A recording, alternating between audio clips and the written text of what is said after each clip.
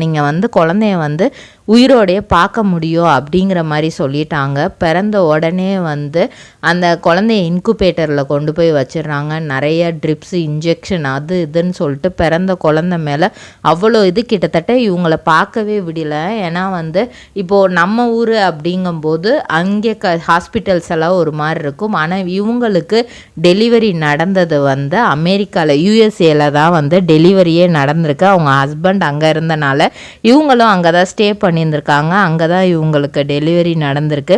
கிட்டத்தட்ட 50 டேஸுக்கு அப்புறம் தான் குழந்தைய வந்து அந்த சர்ஜரி எல்லாம் முடிஞ்சு குழந்தைய கொண்டு வந்து இவங்கக்கிட்ட கொடுக்குறாங்க. 2 months கிட்ட ஆயிடுச்சு.